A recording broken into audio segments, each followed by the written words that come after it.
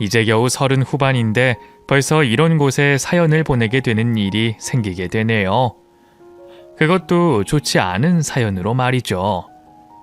이런 이유로 결혼 후 살게 된 삶이 제 2의 인생이라는 말을 하나 봐요. 남편과 연애를 하고 결혼식을 올릴 때까지만 해도 이런 일이 저에게 생기게 될 거라고는 생각지도 못했으니 말이죠. 저는 원래대로라면 없었을 시집살이였는데 어쩌다 보니 모진 시집살이에 악독한 시모를 만나 고생을 하게 됐습니다. 오늘 그 악독한 시모 이야기를 해보려고 해요. 그래도 내 남편의 어머니인데 시작부터 시모를 욕하면 되겠냐고 말씀하실 분도 있을 거란 생각을 합니다. 그런데 저보다 저희 남편이 시모를 더욱더 증오하기 때문에 그 점은 신경 쓰시지 않으셔도 됩니다. 그럼 얼마나 악독한 사람이길래 자신을 낳아준 모친을 자식까지 증오를 하게 됐는지 이제부터 설명해 볼게요. 남편과 결혼 준비를 할 때부터 시작된 일이라 앞의 이야기들은 짧게 하고 넘어가도록 하겠습니다. 우선 저는 평범한 가정 환경에서 부모님의 사랑을 받고 자란 이녀 중 막내였습니다. 남편은 아버님께서 홀로 계셨던 편부모 가정에서 자랐고요. 모든 편부모 가정이 그렇겠지만 아버님께서 혼자 바깥일도 하시면서 집안일까지 신경 쓰시다 보니 남편은 어린 시절부터 평범한 가정을 동경했고 늘 어른들의 손길을 그리워했다고 했어요. 거기다 아버님께서 남편의 대학생 시절 돌아가시게 되면서 일찍이 혼자서 이 세상을 살아가게 되며 사람 간의 정을 더욱더 그리워하게 됐죠. 연락을 주고받고 만남을 가지는 친척분들이 남편 곁에 있었지만 서울에서 대학을 다니고 있던 남편과는 사는 지역도 다르고 각자 바쁜 세상살이로 인해 자주 보지는 못했다고 했어요. 그런 남편의 사정을 연애를 하면서 알게 된 저는 남편과 더 많은 시간을 같이 보내려고 했습니다. 또 저희들의 연애가 길어지게 되면서 자연스럽게 남편의 사정을 아시게 된 저희 친정 부모님께서 일찍이 남편을 예비 사위로 받아들여 주시면서 가족을 그리워하는 남편의 쓸쓸한 마음을 채워주시고 있었죠. 그러한 이유로 사람을 그리워하던 남편도 많이 안정된 모습을 보이고 있었어요. 이후 길어지는 연애로 인해 자연스럽게 결혼 약속을 하게 됐던 우리는 별다른 문제 없이 결혼 준비를 하고 있었습니다. 그러던 중에 제가 남편에게 깜짝 선물을 하게 됐죠. 따로 저에게 친모를 찾고 싶다는 말은 하지 않았던 남편이었지만 결혼 준비를 하면서 분명 친모에 대한 그리움이 커져가고 있을 거라 생각했어요. 남편이 아주 어린 나이 때 시부모님께서 이혼을 하셨기 때문에 편부모 가정에서 자라게 됐던 거였고 아버님 손 아래 키워진 뒤로는 친모를 만난 적이 없었거든요. 그래서 친모에 대한 기억도 거의 없다시피 했고 얼굴도 사진으로 본 친모의 얼굴만 기억을 한다고 했죠. 결혼식을 올리기 전에 남편에게 친모와 만날 수 있는 상황을 선물해주고 싶었어요. 그렇게 결혼 이야기를 시작할 무렵부터 찾기 시작했던 남편의 친모는 결혼할 때가 다 돼서야 겨우 찾을 수 있었습니다. 그런데 어렵게 찾아낸 남편의 친모에게 다가가기가 망설여졌어요. 남편의 친모 사정이 좋지 않았거든요. 형편이 많이 어려워 보였습니다. 정말 곧스러져도 이상할 게 없는 집에서 월세로 살고 있었고 끼니 걱정도 하는 것처럼 보였죠. 제 선에서 도움을 주는 건 문제가 되지 않았지만 남편에게 이런 상황 속 친모를 만나게 하는 게 맞는 일인가 고민이 됐습니다. 남편이 친모의 상황을 알곤 많이 가슴 아파할 것 같았거든요. 한동안 고민하던 저는 그런 건 모두 제가 판단할 것이 아니라고 생각했습니다. 우선은 후회가 남지 않게 남편과 친모의 만남을 주선해야 된다고 생각했죠. 그래서 원래 결심한 것처럼 남편의 친모에게 찾아가 저와 남편의 관계, 그리고 제가 찾아온 이유에 대해서 설명을 했어요. 제 이야기를 듣게 된 남편의 친모는 저에게 무척이나 고마워했습니다.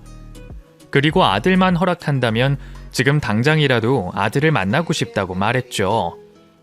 그 말을 듣게 된 저는 남편의 친모를 만나고 온 그날 남편에게 친모의 상황을 설명하고 만나고 싶어 한다는 말을 전달하게 됐어요. 남편 역시 친모를 매우 만나고 싶어 했고 기대하는 모습을 보였죠. 그렇게 다음 주말을 맞아 저와 남편이 친모가 살고 있는 곳으로 내려가게 됐고 그곳에서 30여 년 만에 두 모자가 만남을 가지게 됐습니다. 서로를 끌어안고 잠시도 떨어지지 않으려 하는 남편과 시모의 모습을 보며 참 감동스러웠어요. 저도 같이 눈물을 흘릴 만큼 말이죠. 그 모습을 보며 뿌듯한 감정이 느껴졌고 모든 게 잘된 일이라 생각을 하고 있었습니다. 그런데 알고 보니 두 사람이 더 일찍이 만날 수도 있었던 상황이었습니다. 어머니, 죄송해요. 제가 일찍 찾을 생각을 했어야 했는데 그동안 저를 찾지 않으셔서 저는 어머니께서 새 가정 꾸리셨다고 생각했어요. 죄송해요. 민준아, 그런 말 하지 마라. 부모는 자식이 죄송하다, 미안하다라고 하는 말이 가장 가슴 아파. 나야말로 널 찾지 않아서 미안해. 실은 네 아빠가 널 못 만나게 했어. 이혼할 당시 네 아빠에게 여자가 있었거든. 네 아빠가 돌아가실 때 말을 안 했으니 너는 잘 모르겠지만 내가 네 아빠와 헤어진 것도 그 일 때문이야. 이혼 후에 처음 몇 번은 널 만나러 갔었어.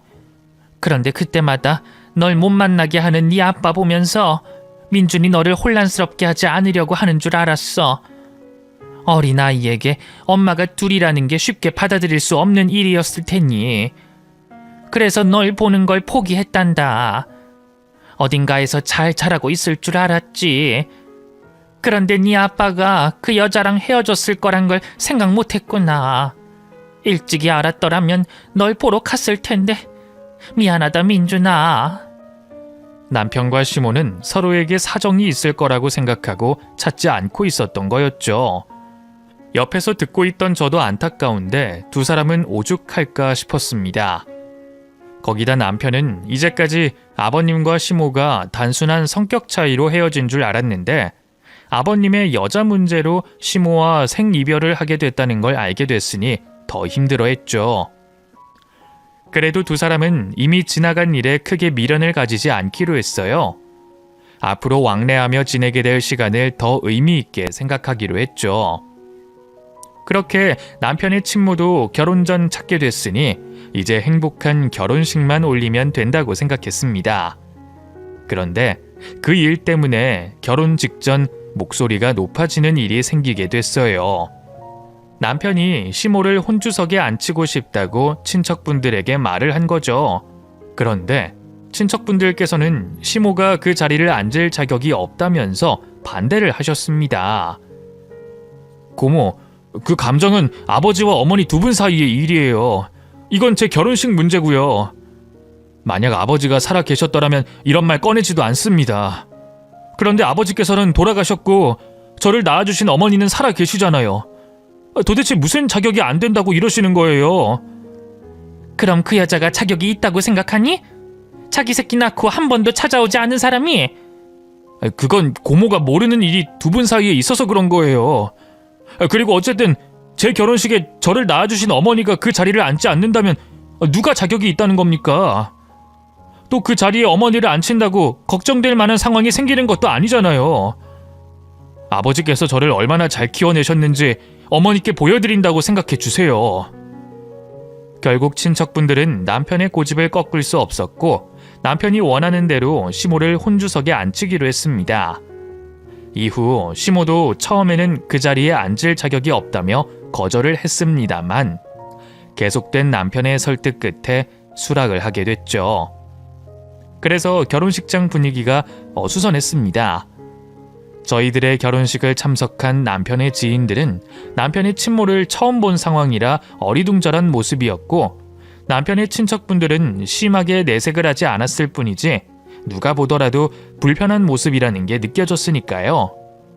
그래도 저야 남편이 행복하면 된 거라 생각하고 그 어수선한 분위기의 결혼식을 즐겼습니다.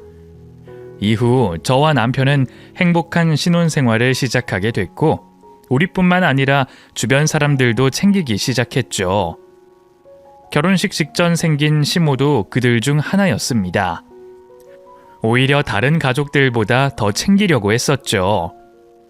아무래도 30여 년 만에 아들과 만나게 됐으니 시모를 자주 찾아뵈야 한다고 생각했거든요.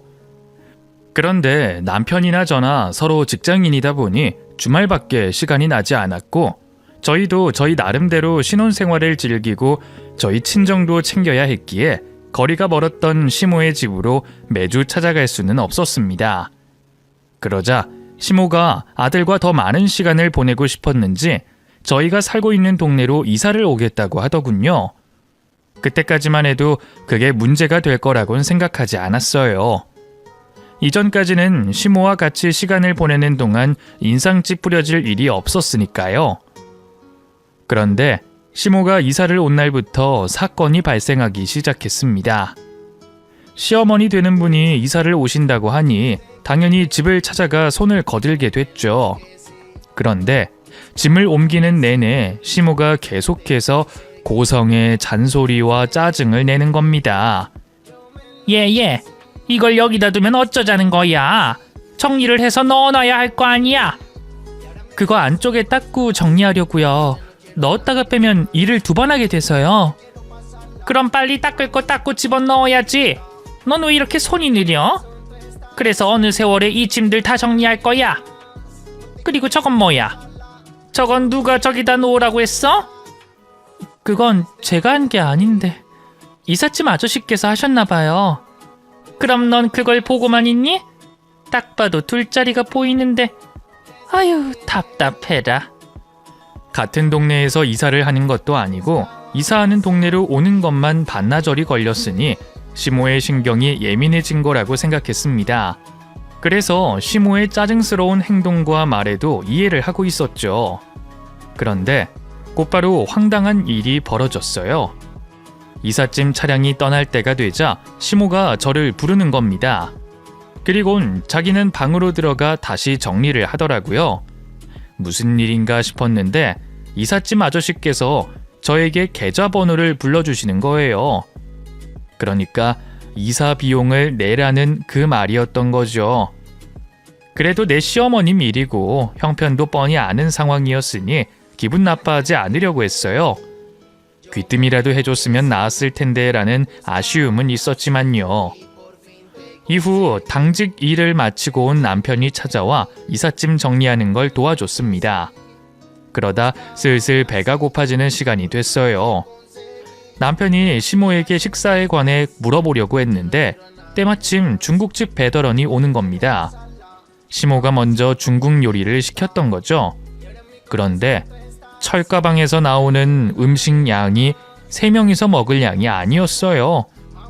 식사 메뉴만 3개였지 요리 메뉴가 잔뜩 쏟아져 나왔죠. 뭔가 잘못됐다고 생각한 제가 음식을 내려놓는 직원분께 착각하시는 거 아니냐고 물어봤습니다. 저기 뭔가 착각하시는 것 같은데요. 저희가 이거 다 시키지 않았을 거예요. 저희 3명이거든요. 예? 여기 32-2번지 102호 아니에요? 그렇긴 한데. 아니에요, 아저씨. 이거 다 우리가 시킨 거 맞아요.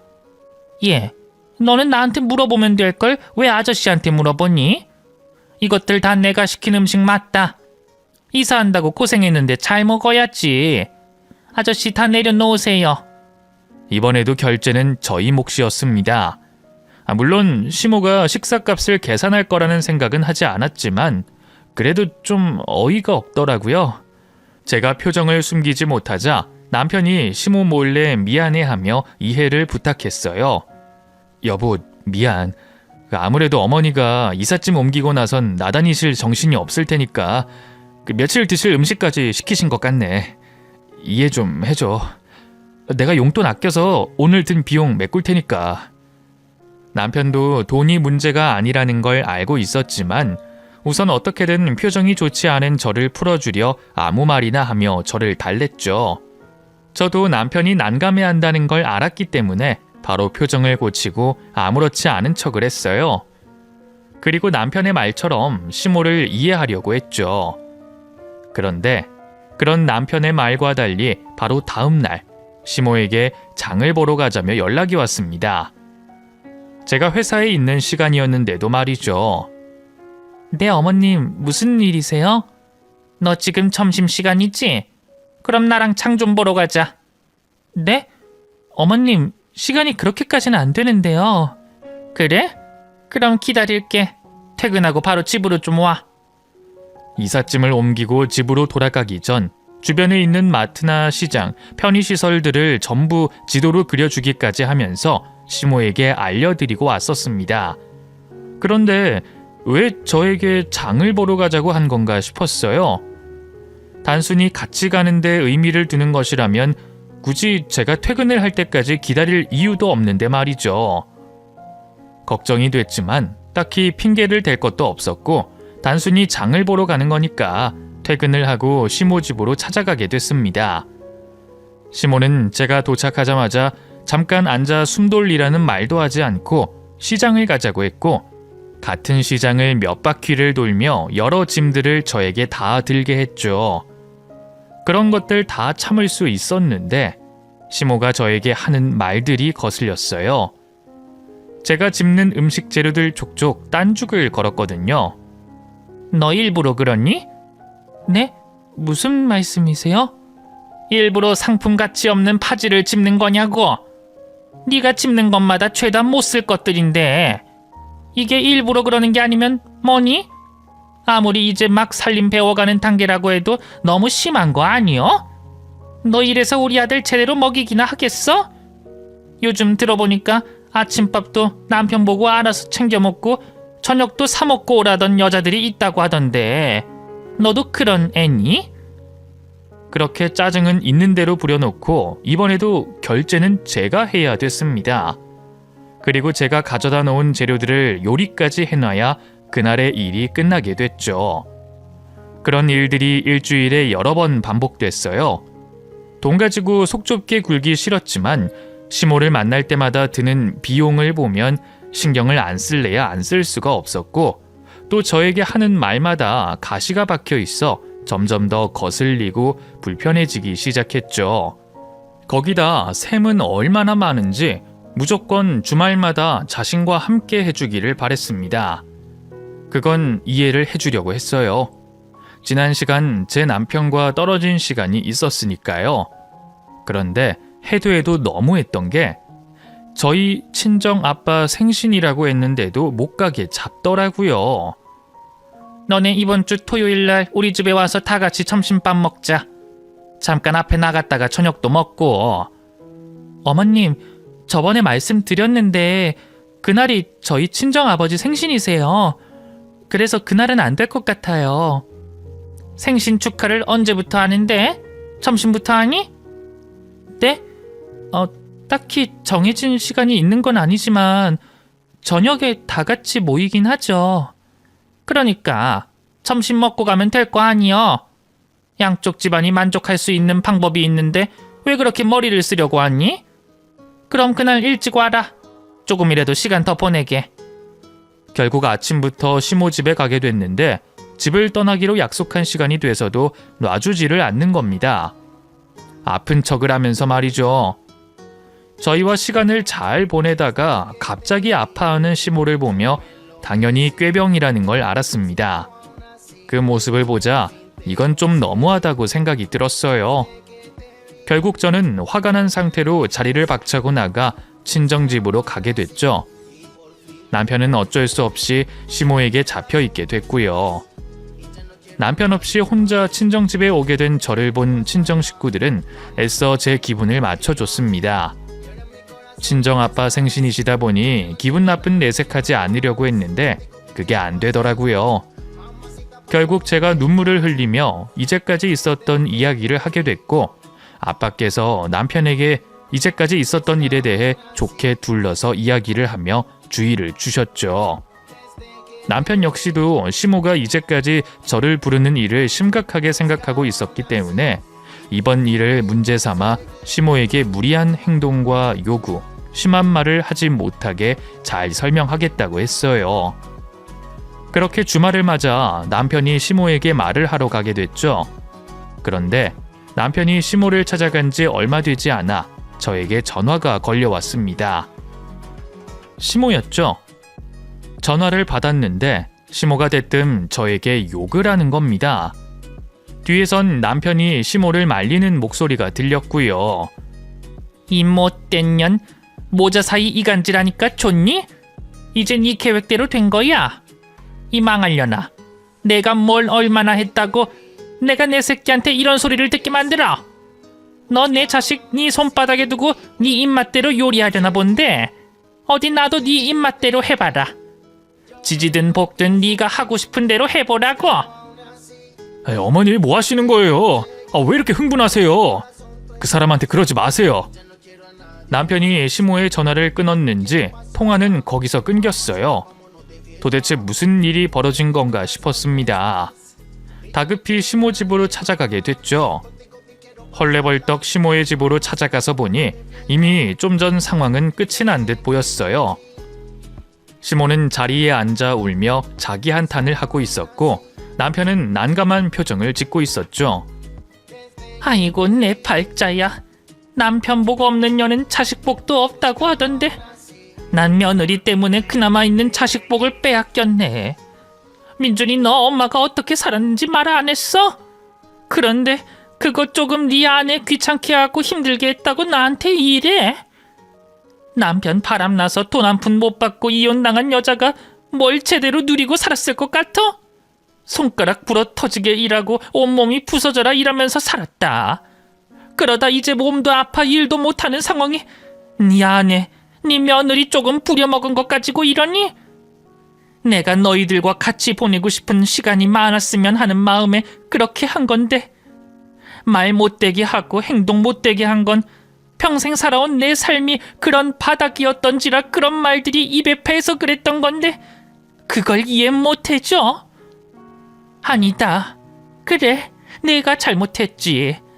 밑바닥 인생이 사람답게 살겠다고 한 내가 문제야. 알겠다. 내가 사라져 주마. 내가 없어져야 너희가 편하게 산다고 하니. 어머니 말씀을 왜 그렇게 하세요? 그런 말이 아니잖아요.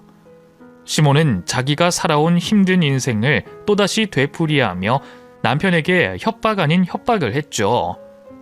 결국 저와 남편이 흥분한 시모를 진정시켜야 했고 원래 시모 집을 찾아간 목적을 이루지 못하고 집으로 돌아와야 했습니다. 남편에게 자신의 인생사를 들이밀며 협박하는 시모의 모습을 본 저는 앞으로 괜한 말을 하지 말아야 되겠다고 생각했어요. 이러지도 저러지도 못하는 남편이 불쌍해 보였거든요. 오히려 제가 남편을 위로해줘야 했죠. 저에게 위로를 받던 남편은 친모와 가깝게 지내게 된 것에 대해 후회를 한다는 말을 했습니다. 그 말이 저에겐 또 다른 충격으로 다가왔고 축 처진 남편의 어깨가 안쓰러워 현재 꼬여버린 시모와의 관계를 제가 개선시켜야 되겠다고 생각했죠. 그날부터 시모의 부름과 잔소리에도 기분 나빠하지 않으며 제가 나서서 잘하려고 했어요. 그런데 그 소동이 있고 난 뒤로 시모는 자신이 하는 행동과 말에 거리낌이 더 없어졌습니다. 그때부턴 그나마 며느리라고 저에게 차리던 최소한의 예의도 보이질 않았죠. 험한 말, 쌍소리는 기본이었고 요구사항도 많아졌어요. 그런 일을 겪다 제가 회사를 잠시 휴직하게 됐습니다. 시모에 대한 스트레스 때문인지 회사 업무 때문인진 모르겠지만 몸이 급격히 안 좋아지게 됐거든요. 그래도 일을 쉬게 되면 원래 일하던 시간에 휴식을 취할 수 있을 거라고 생각했는데 오히려 그 시간부터 시모에게 불려다니기 시작했습니다. 거기다 저를 괴롭히는 새로운 레파토리가 생겨났죠. 저보고 남편 돈이나 축내는 사람으로 몰아갔고 아픈 사람에게 몸으로 때우는 일이라도 하라는 겁니다.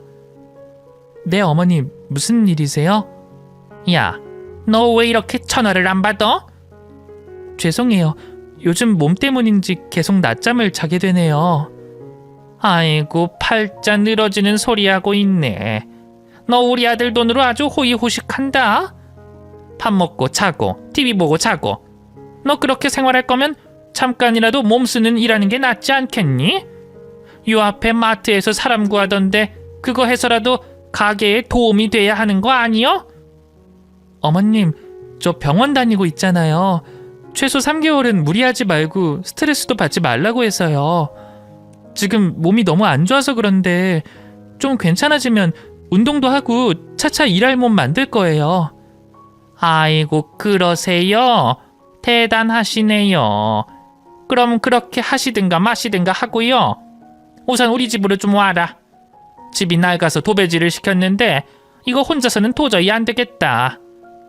오히려 스트레스를 더 받을 수 있는 상황이었지만 그래도 남편이 이를 먼저 예상하고 적당한 선에서 핑계를 댈 수 있게 도와줬고 가끔은 시모에게 너무 괴롭히지 말라고 말도 해줬어요. 덕분에 시모에게 매일같이 시달리지 않아도 됐죠. 하지만 좀처럼 개선되지 않는 시모의 관계와 존재는 점점 더 큰 고민거리가 돼가고 있었죠. 그러던 중 어쩔 수 없이 시모와 시간을 같이 보내야 하는 날이 찾아왔습니다. 바로 시모의 생일이 됐던 거죠.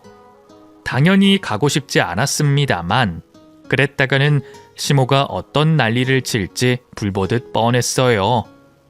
이왕 가야 한다면 그날 큰 소리가 나지 않게 준비하는 게 최선이라고 생각했습니다.